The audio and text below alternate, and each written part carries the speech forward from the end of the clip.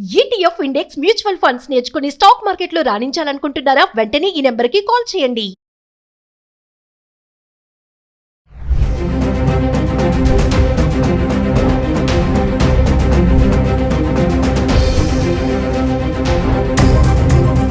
Hello weavers, welcome back to our channel. ప్రస్తుతం మనతో పాటు ఉన్నారు 25 ఇయర్స్ నుంచి అమెరికాలో ఉంటున్నటువంటి ఎంఎన్స్ ఎగ్జిక్యూటివ్ వీరభద్రరావు గారు. సార్తో మాట్లాడారు.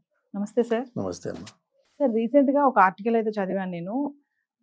విజిటింగ్ వీసా మీద వెళ్ళిన ఒక అమ్మకి అక్కడ 14 ఇయర్స్ జైలు శిక్ష పడిందంట.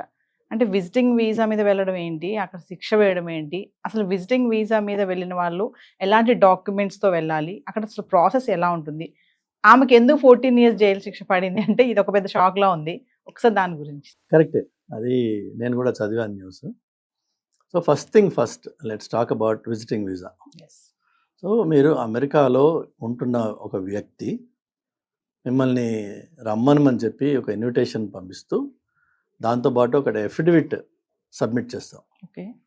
చేసి అందులో ఏమంటామంటే, నేను పలానా వ్యక్తిని పిలుస్తున్నా, నా పర్సనల్ డీటెయిల్స్ ఇవి, నేను ఇంత సంపాదిస్తున్నా, నా లీగల్ స్టేటస్ ఇది, ఈ వచ్చే వ్యక్తికి అన్ని రకాల పూర్తి సపోర్టు అతను ఈ కంట్రీలో ఉన్న రోజులు నేను ఇస్తాను అని అండర్టేకింగ్ కూడా ఇచ్చి ఆ ఇన్విటేషన్ లెటర్ని మనం పంపిస్తే ఇండియాకి, దాన్ని బేసిస్గా చేసుకుని, పెద్ద డాక్యుమెంటేషన్ ఏమీ ఉండదు దానికి. ఎందుకంటే నేను మా అబ్బాయినో అమ్మాయినో చూడడానికి వెళ్ళొచ్చు. జనరల్గా మన వాళ్ళు చాలామంది పేరెంట్స్ వాళ్ళ పిల్లల డెలివరీస్కి వాటికి వెళ్తూ ఉంటారు. అవి చాలా innocent, straight forward, simple things. కానీ మన వాళ్ళు ఇంకోటి కూడా చేస్తూ ఉంటారు. ఒక community particularly, I don't want to name them, but వాళ్ళు ఏం చేస్తారంటే, వాళ్ళకి పెద్ద హోటల్ చైన్స్ ఉన్నాయి. వాళ్ళ పేరెంట్స్కి గ్రీన్ కార్డ్ ప్రాసెసింగ్ చేశారు కొంతమందికి సిటిజన్షిప్స్ కూడా వచ్చాయి. అలా కాకుండా కొంతమంది విజిట్లో వస్తూ ఉంటారు. ఈ విజిట్లో వచ్చినప్పుడు చేయాల్సిందల్లా మీరు you have come to the US to visit your family and friends. అలానే కొన్ని ప్లేసెస్ తిరుగుతానని చెప్తాం. అక్కడ మనం ఇతనే ఇంట్లో కూర్చుంటాం అని చెప్పాం. సో తిరుగుతాం, సైట్ సీయింగ్, అది మాత్రమే మనం చెయ్యాలి అక్కడ. అలా కాకుండా కొంతమంది మన వాళ్ళు ఏం చేస్తారంటే, ఎలాగూ నేను అమెరికాలో ఉన్నా కదా, ఎలాగూ నేను డే టైంలో పిల్లలు ఆఫీస్కి వెళ్ళినప్పుడు ఖాళీగా ఉన్నా కదా అని తల్లులో పిల్లలో మొత్తానికి ఒక కలెక్టివ్ ఐడియా అది. ఏంటంటే, అమ్మ నువ్వు ఇంట్లో ఉన్నప్పుడు వచ్చే 3 months ఈ చుట్టుపక్కల చిన్నపిల్లలు ఉంటారు కదా, వాళ్ళని బేబీ సిట్టింగ్ చూడు, విజిటింగ్ వీసా మీద వచ్చిన వాళ్ళని ఓకే అని పిల్లల ఐడియా ఉండొచ్చు, తల్లి ఐడియా ఉండొచ్చు. నాన్న నేను ఇంట్లో చదువుకున్న దాని ఇంట్లో ఖాళీగా ఎందుకు ఉండాలి. ఈ 14 years జైలు శిక్ష పడ్డ ఆవిడ నేను చదివింది డాక్టర్ అని చెప్పి, maybe true or not, I don't know exactly. అయితే ఆవిడ చదువుకున్న ఆవిడ ఇండియాలో డాక్టర్. సో మనకుండే ఈగోస్, కాన్ఫిడెన్స్, ఎడ్యుకేషన్ అన్నీ ఉన్నాయి, బ్యాక్గ్రౌండ్ ఉంది. కానీ నువ్వు పరాయి దేశంలోకి వెళ్ళినప్పుడు you are no more a doctor, you are not recognised, you are not licensed, you are not registered. By education you may be a doctor, but by profession you are not a doctor. You cannot practise in America. Simple. Number 1. Number 2, నువ్వు వచ్చింది విజిటర్గా వచ్చింది, నువ్వు విజిటర్గానే ఉండాలి. Problem ఇంతకుముందు కూడా మనం వేరే వీడియోలో చెప్పాను నేను. L1, F1, H1 వీళ్ళు 3. F1 అంటే student, LHM employees, then B1, B2 అంటారు. అది ఎయిదర్ బిజినెస్ పర్పస్లో షార్ట్ టర్మ్ 2 weeks 3 weeksకి అమెరికాకి రావడం, లేకపోతే విజిటర్ వీసాగా అప్ టు 6 months వాడు స్టే ఉంటుంది, స్టేకి పర్మిట్ చేస్తారు జనరల్గా. బట్ వీసా వ్యాలిడిటీ వచ్చి 10 ఏళ్ళు ఉంటుంది. అంటే మనం ఇక్కడ హైదరాబాద్ కన్సులేట్కి ప్రతి సంవత్సరం వెళ్ళి స్టాంప్ వేయించుకోవాల్సిన అవసరం లేదు. 10 ఏళ్ళకి వీసా ఇచ్చారంటే అర్థం ఏంటంటే 10 yearsలో నువ్వు ఫ్రీగా ట్రావెల్ చేయొచ్చు back and fourth as a visitor. కానీ ఎవ్రీ టైం పోర్ట్ ఆఫ్ ఎంట్రీలో అక్కడ ఆఫీసర్ ఆపి మిమ్మల్ని అడుగుతాడు, ఎందుకు వచ్చావు నువ్వు, ఎవరున్నారు ఇక్కడ నీకు, వాళ్ళ అడ్రస్ ఏంటి, వాళ్ళ పొజిషన్ ఏంటి, కొన్ని బేసిక్ డీటెయిల్స్ వెరిఫై చేస్తారు. చేశాక వాళ్ళు మీకు కొన్ని రోజులు పర్మిట్ చేస్తారు యుఎస్లో ఉండడానికి. I-94 అంటాం దాన్ని. అది 6 months మ్యాక్సిమం ఉంటుంది. బట్ 6 months లోపు మీరు మళ్ళీ కావాలని ఏదైనా health reasons, if you have a right reason, genuine reason, you can ask for an extension. So ఆ టైంలో మీరు విజిటర్గా అమెరికాలో ఉన్నారు. ఉద్యోగము, వ్యాపారము చేసి డబ్బు సంపాదించే హక్కు మీకు లేదు అక్కడ. ఈవిడ చేసిన తప్పు ఏంటంటే, ఈ బేబీ సిట్టింగ్ అనే ఒక వ్యాపారం చేసింది ఆవిడ. If it is a service, it's a different story all together. She was making money. Number 2, అమెరికాలో ఎమర్జెన్సీ ఏదైనా వచ్చింది అనగానే ఫస్ట్ రియాక్షన్ న్యాచురల్గా అమెరికన్స్కి వచ్చేది call 911. Sometimes it's a stupid reason, sometimes, most often, 99% of the time, it's a genuine emergency. Yes. Okay, there are even people out of panic attacks due to some past trauma might call 911 and they will get moral support. Yes. Sometimes in person, sometimes over the phone, but you are allowed to call. Nobody will discourage you from doing so. So 911 is your go-to in any emergency. ఈవిడ విషయంలో జరిగింది, నేను చదివింది, ఆ వీడియోలు చూసింది ఏంటంటే, ఆవిడ యాజ్ ఎ డాక్టర్, బికాజ్ ఆమె ఎడ్యుకేటెడ్ కాబట్టి, she try to help a baby who was choking Yes. On some chips ఇంకోటో మొత్తానికి baby was choking and she could not help the baby. అప్పుడు ప్యానిక్ అయ్యి 911 కాల్ చేసింది. 911 వచ్చేలోపు బేబీ చచ్చిపోయింది. So first of all, baby నీ కేర్లో చనిపోయింది కాబట్టి యు ఆర్ అకౌంటబుల్. Yes. అది ఫస్ట్ థింగ్. నువ్వు విజిటర్గా వచ్చావా లేదంటే ఎంప్లాయీగా వచ్చావా అవన్నీ సెకండరీ. అలానే ఈ బేబీ సిట్టింగ్ చేయడానికి కూడా కొన్ని లీగల్ ఫ్రేమ్వర్క్స్ ఉన్నాయి, రూల్స్ ఉంటాయి. ఎవరు పడితే వాళ్ళు చేయకూడదు. జనరల్గా ఏంటంటే ఇన్ కమ్యూనిటీ పక్కింట్లో బేబీని పెట్టడం ప్రిఫర్ చేస్తాం మనం, rather than drive the baby 10 miles and leave it in one place. So ఇక్కడ అవైలబిలిటీ ఉంది. వాళ్ళు కూడా ఎవరైతే బేబీని పెట్టారో వాళ్ళు ఈవిని చూసి నమ్మే పెట్టుంటారు కదా. కానీ కష్టం వచ్చినప్పుడు ఏది పనికిరావు. వాళ్ళు కూడా చెప్పరు ఆ మాట, yes I spoke to that lady before, చెప్పరు. అండ్ యుఎస్లో ఇంత ముందు కూడా మీకు నేను చెప్పాను, కొన్ని తప్పులకి felony crimes, you may say mistake or you know it's a crime, చిన్న మిస్టేక్ అయినా దానికి ఒక ప్రీఫిక్స్డ్ పనిష్మెంట్ రాసేసి ఉంది. Even the judge is bound by that. అందులో బేబీ అనేటప్పటికి ఇంకొంచెం సెన్సిటివ్ అయిపోతుంది. సో ఈ విధంగా మీకు కొన్ని విషయాలు మనము చాలా క్లియర్గా నేర్చుకోవాలి. సో ఫస్ట్ విజిటర్గా వెళ్ళినప్పుడు మీరు ఓన్లీ విజిటర్గానే ఉండండి. మీ దగ్గర ఎలాంటి వ్యాలిడ్ డాక్యుమెంట్స్ క్యారీ చేయాల్సిన అవసరం లేదు. ఎవరన్నా మిమ్మల్ని ఆగి రోడ్డు మీద ఆపి, hi are you here legally or illegally అని చెప్పి అడిగే హక్కు ఎవ్వరికి లేదు అమెరికాలో. ఎవరన్నా ఆపి అడిగారు అనుకుందాం, ఇప్పుడున్న ప్రస్తుతం వాతావరణంలో అలా ఆగి అడిగే ఛాలెంజ్ చేసే పరిస్థితులు ఎక్కువ అవుతున్నాయి. అడిగారే అనుకుందాం, you just have to ignore them and move on. You don't have to engage with them. అది ఆ స్కిల్ మనం నేర్చుకోవాలి మొదట, number 1. Number 2, only law enforcement has the authority to ask you are you here legally. ఇప్పుడున్న సిచ్యువేషన్లో, ఇంతకుముందు అది కూడా లేదు. లోకల్ కాప్స్కి లీగల్ ఇమిగ్రేషన్తో సంబంధం లేదు.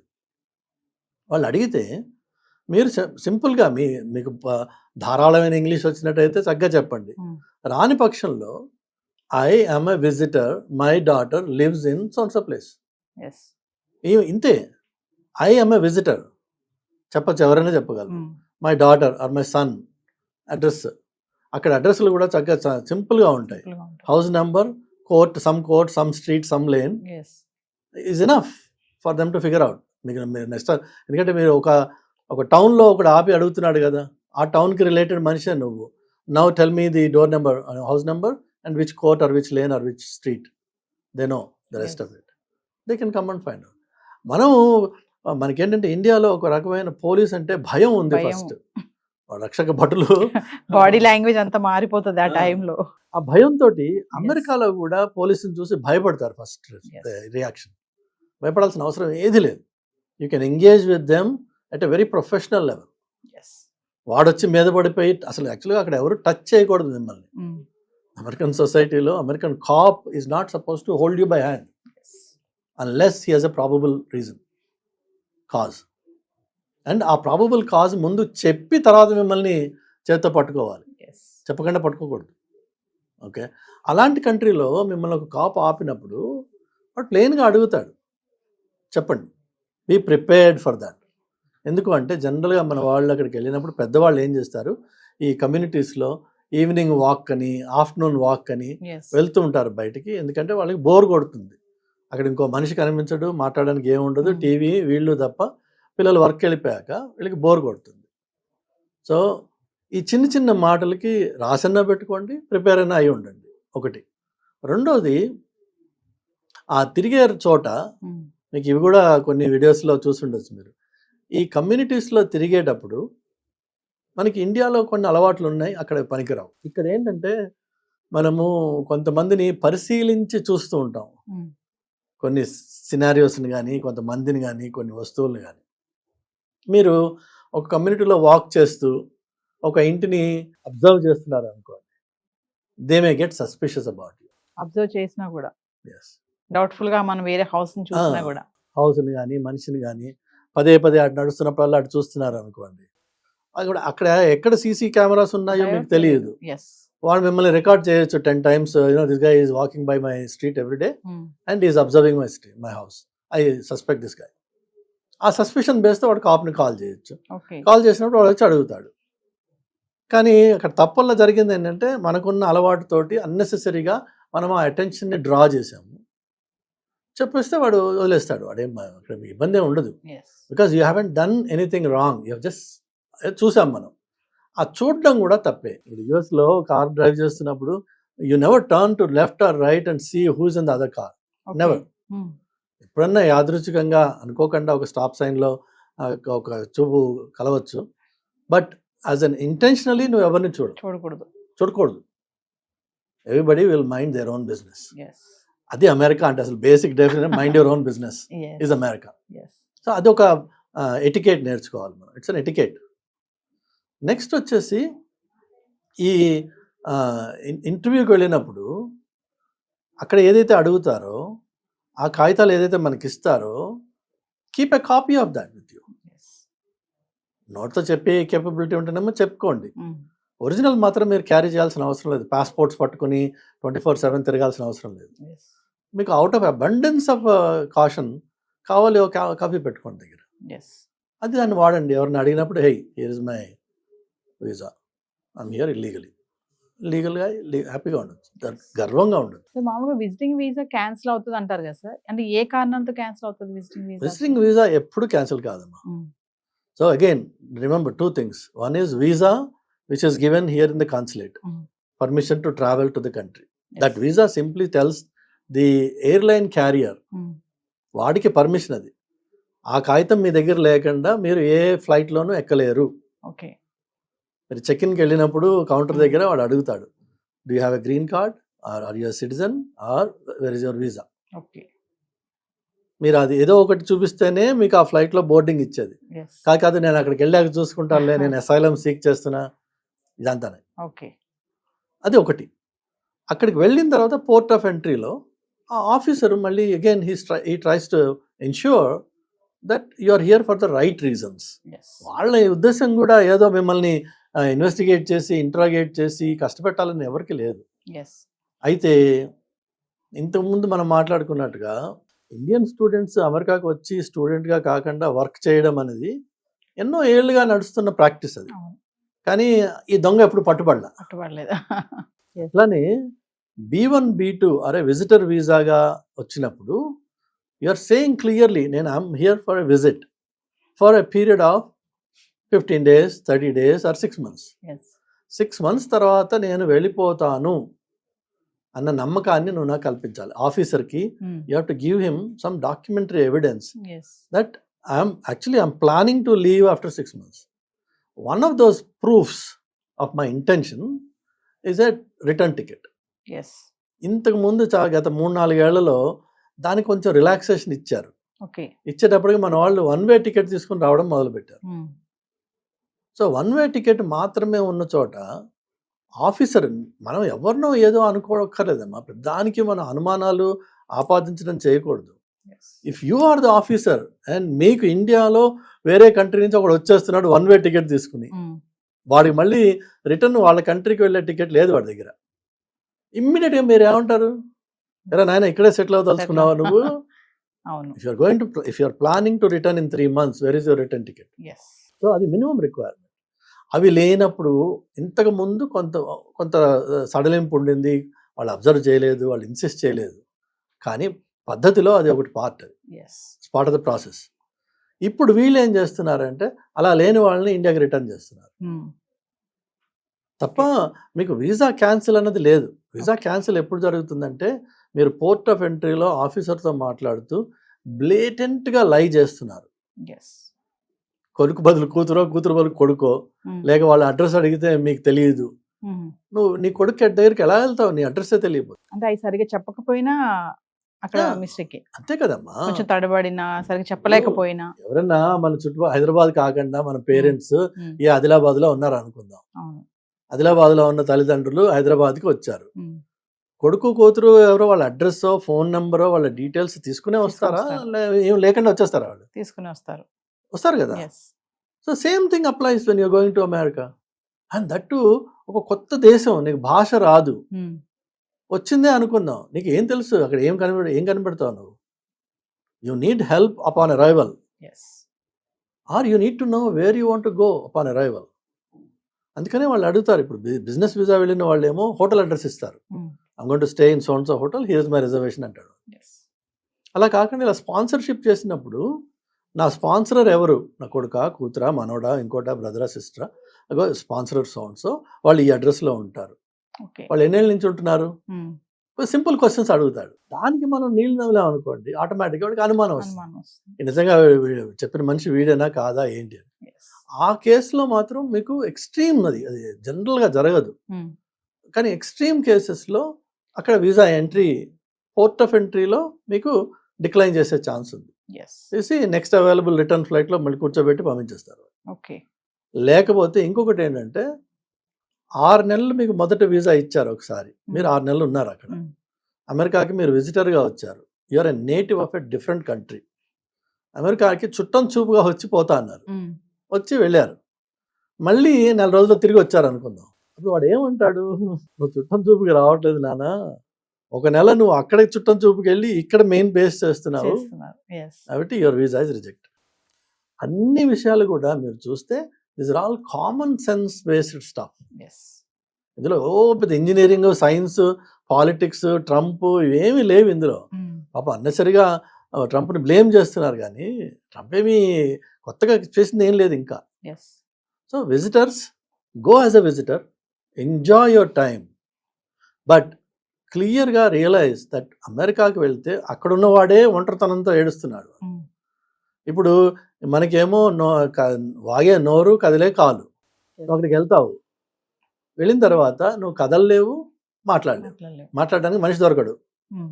ఏమైనా ఉంటే వాట్సాప్లోను, ఫేస్బుక్లోను ఇండియాకి ఫోన్ చేసుకోవాలి. ఇండియా వాళ్ళు నిద్రపోతున్న టైంలో నువ్వు అక్కడ ఎవడు ఉండడు. టీవీతో టైంపాస్ చేయగలవా? Okay, wonderful. నువ్వు కాలి నడకన నీ కమ్యూనిటీలో తిరగచ్చు, దాంతో ఏం ప్రాబ్లం లేదు. అది కూడా certain parts of the calendar ఇయర్లో. వింటర్లో ఆబ్వియస్లీ ఇక్కడ వాడు అక్కడికి వెళ్ళి ఆడుతూ పాడుతూ తిరిగే ప్రసక్తి లేదు. సో మీరు తిరగలిగింది ఎప్పుడు? Mainly in summer, because spring and fall ఉన్నాయి, కానీ ఫాల్లో అక్కడ చలి ఇక్కడ మామూలు చలి కంటే 3 రెట్లు ఎక్కువ ఉంటుంది. సో అది కూడా పోయింది మీకు. So summer mainly. ఆ సమ్మర్లో కూడా మీరు ఏంటంటే కాలినడకన మీ కమ్యూనిటీలో తిరగలరు. దానికి మీరు ప్రిపేర్డా అయితే రండి, వెళ్ళండి అమెరికాకి, అది ఎనీ పార్ట్ ఆఫ్ అమెరికా. కానీ అక్కడికి వెళ్ళిపోయిన తర్వాత మాకు ఒంటరితనంగా ఉంది, మాతో ఎవరు మాట్లాడేవాళ్ళు లేరు, పోనీ మేము ఏమైనా ఎక్స్ట్రా సంపాదించుకుంటాం, ఇవి ఉన్నాయి కదా, ఈ ప్రాక్టీసెస్ మానుకోవాలి. నా కొడుకు షాప్ ఉంది, నేను వెళ్ళి అసిస్ట్ చేస్తాను అంటే that is exactly the same illegal students ఏదైతే మనం అంటున్నామో, ఈ విజిటర్గా వెళ్ళిన పేరెంట్ ఆ కొడుకు షాప్లో హెల్ప్ చేసినట్లయితే you also become an illegal immigrant. Because నువ్వు ఇమిగ్రేషన్ ఏ పర్పస్లో వచ్చావో దాన్ని డీవియేట్ అవుతుంది. డబ్బు సంపాదించే పని చేస్తున్నావు కాబట్టి నువ్వు విజిటర్ కాదు, ఆ పని చేయడానికి నీ దగ్గర H1 L1 ఉండాలి. So you're broken the law అని చెప్పి వాడు అరెస్ట్ చేస్తారు. దయచేసి ఆ పనులు చేయకండి, మీకు ప్రాబ్లం ఉండదు. చేశారు, కష్టపడతారు. లాస్ట్ పాయింట్, చాలామంది చాలా లూజ్గా ఫ్రీగా ఈ ఇన్స్టాగ్రామ్లోను, యూట్యూబ్లోను, ఇవన్నీ అలాగా ఇంటర్వ్యూల్లోనూ కూర్చుని సలహాలు ఇచ్చేస్తుంటారు. మనము మన అబ్జర్వేషన్స్ షేర్ చేయడము ఒక ఎత్తు, కానీ ఇన్స్ట్రక్టివ్గా ఇలా చేయండి, ఇలా చేస్తే ఇలా అవుతుంది అని అమెరికన్ సొసైటీలో మీరు ఇన్స్ట్రక్టివ్గా ఇన్స్ట్రక్షన్స్ ఇస్తూ వీడియోస్ తయారు చేస్తే ఆ సొసైటీలో there are a few things called liability. Okay. You are liable for the statements you make out of your mouth. Yes. You have taken now the role of an expertise. నీకు తెలుసు కాబట్టి నువ్వు నలుగురికి ఈ మాటని ఇలా చెయ్యండి అని చెప్తున్నావు. నీ మాటని ఫాలో అయ్యి వేరే వాళ్ళు దాన్ని పాటించి చేసి దానివల్ల నష్టపోతే they can sue you for the statements and instructions you have shared. Oh. You are liable. Yes. So liability is a big thing in America. Everything liability అంటే ఎంత ఘోరంగా ఉంటుందంటే మన ఇంటి ముందు వాక్వే ఉంటుంది కదా, మన ఇల్లు దాని నుంచి ఒక 15 అడుగులు వెనక ఉండొచ్చు, దానికి ఒక వాక్వే ఉంటుంది, అక్కడ వచ్చి మళ్ళీ ఇక్కడ కలుస్తుంది. ఇందులో ఎక్కడైనా సరే అనీవెన్గా ఉండి ఎవరన్నా కాలు బెనికి లేక కాలు విరిగి పడితే they can sue you okay. because you are liable to maintain that premises in front of your home. That is liability. Next వచ్చేసి accountability. మీకు always you cannot hide from accountability in the US environment. ప్రతి దానికి ఒకరు you can always choke one neck అంటాం అక్కడ. మీకు responsibility ఉంది, you are accountable for the actions you take. Okay. Then next thing వచ్చేసి ఇలాంటివి చేసినప్పుడు మీరు కూడా పెడుతూ ఉంటారు, first there is a disclaimer, yes. ఇందులో ఒపీనియన్స్ వగేరా వగేరా. So disclaimers are another very important thing. Then the last thing is disclosures. నా సోర్సెస్ ఏంటి, అలానే ఏవేవైతే ఎక్స్క్లూజన్స్ ఉన్నాయి ఇందులో. జనరల్గా ప్రోడక్ట్ డెఫినేషన్స్ వచ్చినప్పుడు అవి డిస్క్లోజర్స్ వస్తాయి అన్నమాట. Yes. So American society is all about liability, accountability, disclaimers and disclosures. Yes. If you don't do it, you are opening up yourself for all sorts of litigations. Yes. One final example ఏంటంటే, మీరు అక్కడ ఇల్లు కొనడానికి వెళ్తే real estate agent మీకు ఒక్క మాట కూడా మీకు అతను చెప్పడు. ఇది ఇల్లు, ఇగో ఈ ఇంటి గురించి డిస్క్రిప్షన్, ఇది చూడండి చూపిస్తాడు మీకు. ఇక్కడ ఈ రూమ్ ఉంది, అక్కడ ఆ రూమ్ ఉంది, ఇవన్నీ చూపిస్తాడు. నెక్స్ట్ వచ్చేసి ఈ నeighborhood-లో ఏ కమ్యూనిటీ వాళ్ళు ఎక్కువ ఉంటారు, పలానా వాడు ఉంటాడా, పలానా వాడు ఉంటాడా. నో కౌంటీ వెబ్సైట్లోకి వెళ్తే మీకు ఆ డీటెయిల్స్ అన్నీ ఉంటాయి, ఓకే. డీటెయిల్గా ఆయన చెప్పరు. చెప్పకూడదు. అదే లయబిలిటీ అంటే. ఓకే. అట్లానే ఇక్కడ స్కూల్ డిస్ట్రిక్ట్ ఎలా ఉంది, is it a good one, no you can go to sounds of website, please verify. Okay. You have to do your own homework. వాడు సలహా ఇచ్చి ఆ సలహా మీద మీరు యాక్ట్ చేసి మీరు వెళ్ళి ఇల్లు కొని రేపటి రోజున ఏదైనా అయింది అనుకోండి, is now accountable for what he has done. Yes. అలానే హోమ్ ఇన్స్పెక్షన్ అని ఒకటి జరుగుతుంది. సో ఇల్లు కొనే ముందు మీరు ఇన్స్పెక్ట్ చేయించుకోండి. రేపు ఏదైనా డిఫెక్ట్స్ వస్తే you cannot blame anybody, but this inspection report tells you that ఇవన్నీ చేసామేమో అన్ని బాగున్నాయి, బాగాలేదు, you can walk out of the contract. అదనమాట. సో చాలా వెరీ వెల్ డిఫైన్డ్ సొసైటీ. మనము ఇక్కడ ప్రాక్టీసెస్ తీసుకెళ్ళి అక్కడ పెట్టేటప్పటికి జరగరాని విషయాలన్నీ జరుగుతాయి. Thank you sir.